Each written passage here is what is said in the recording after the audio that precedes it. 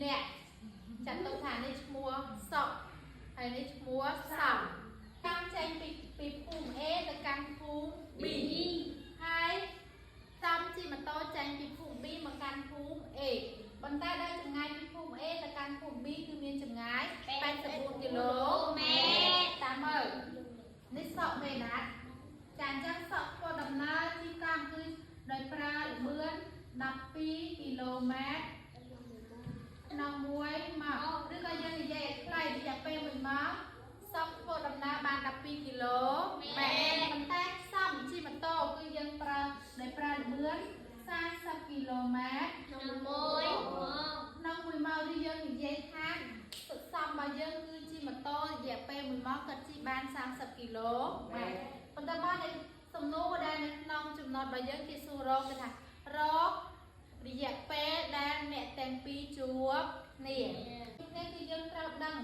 ចម្ងាយដែលអ្នកទាំងពីរធ្វើដំណើររយៈពេល1ម៉ោងឥឡូវមុនដំបូងយើងត្រូវរកចម្ងាយដែលអ្នកទាំងពីរធ្វើដំណើររយៈពេល1ម៉ោងដំណើររយៈពេលប៉ុន្មាន1ម៉ោងហើយអ្នកគ្រូដាក់ដៃក្នុងមករកតើចម្ងាយអ្នកទាំងពីរធ្វើដំណើររយៈពេល1ម៉ោងបានប៉ុន្មានគីឡូម៉ែត្រ1ម៉ោងគឺយើងចូលចម្ងាយដែលកង់ធ្វើដំណើរបាន1ម៉ោងបូកនឹងចម្ងាយដែលបន្តធ្វើដំណើររយៈពេល1ម៉ោងអញ្ចឹងយើងយក12គីឡូម៉ែត្របូកជាមួយនឹងប៉ុន្មានគាត់30គីឡូម៉ែត្រ30គីឡូម៉ែត្រហើយបូកចូលទៅដល់ស្មើនឹងប៉ុន្មាន40គីឡូម៉ែត្រ42គីឡូម៉ែត្រមានន័យថាចម្ងាយដែលអ្នកទាំងពីរខិតទៅរកគ្នារយៈពេល1ម៉ោងគឺបានចម្ងាយ42គីឡូម៉ែត្រគីឡូម៉ែត្រហ្នឹងគឺគីឡូម៉ែត្រក្នុងមួយអី1ម៉ោងតែមានថាពេលគីឡូម៉ែត្រក្នុងមួយ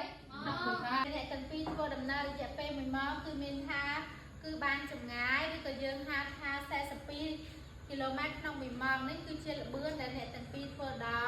ណើរចិត្តដល់គ្នាទាំងពីរជួបគ្នាអញ្ចឹងដើម្បីរករយៈពេលអ្នកទាំងពីរជួបគ្នាលុះតែយើងយក